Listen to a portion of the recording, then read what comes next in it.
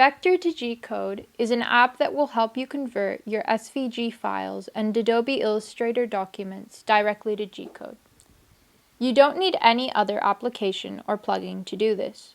All you need to know is how your machine works and very little Gcode knowledge.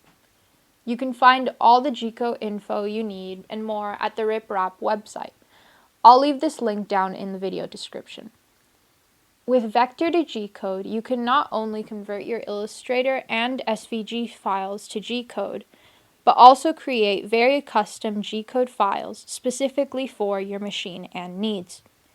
Note that this application does not take into account drill bit radiuses used when working with CNC routers. How to install Vector to Gcode. Open the folder you just downloaded. Find the Vector to Gcode app and drag it to your applications folder. You can also create a direct access if you drag it to your dock.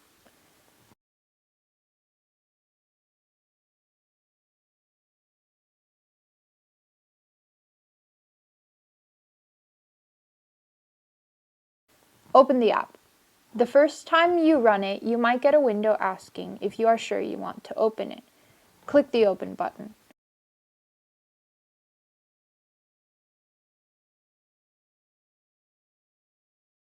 You should also get a window asking for permission to write in your Documents folder.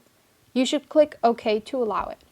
That's where your Gcode files and settings files are going to be saved. Then you will get the window to enter your license number. Find the email that you received when you bought the app and copy the license number. Paste it in the license field on the app and click OK.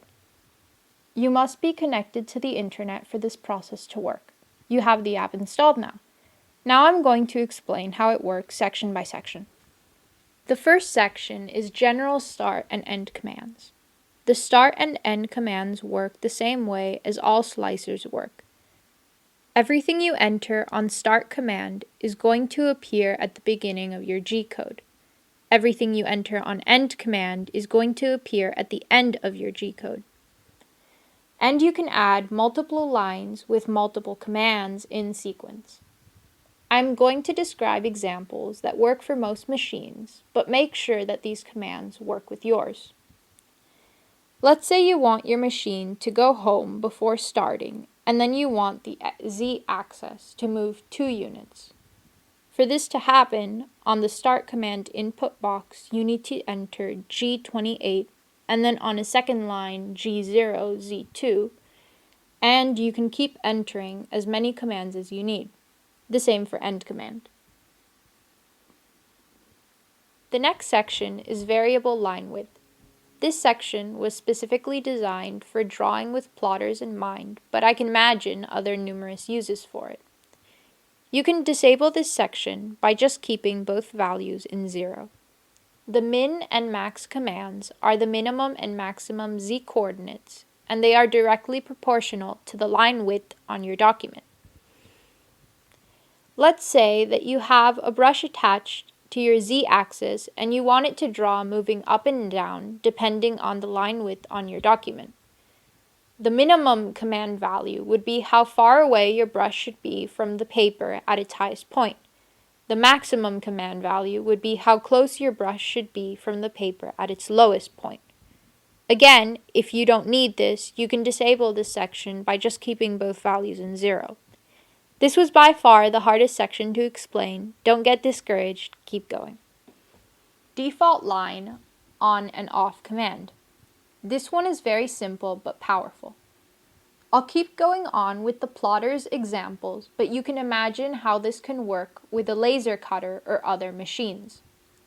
Here, in the off command box, you enter the command that runs when your machine stops drawing a line from your SVG. The on command is what your machine runs when it starts drawing a line. In the case of a pen plotter, you want the Z-axis to go down for the pen to touch the paper and start drawing. So you would enter G0, Z0 in the on command text box. To go to the next line, you want to lift the pen, so you would enter G0, Z2. These coordinates depend on how your machine is built, but you get the point. I said before that this is powerful, and this is why.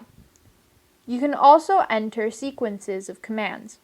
I, for example, have a machine that lowers the Z-axis, but also activates the valve and lets the paint flow. So I enter on the On command box, G0, Z0, press enter to go to the next line, and enter M42, P63, S255, which is the command that turns the valve on. And the opposite for the off command, G0, Z4, to lift my Z-axis, jump to the next line, and enter M42, P63, S0 to turn the valve off. You can apply this to fans, lights, to whatever you can control with Gcode, and it gets even better on the next section.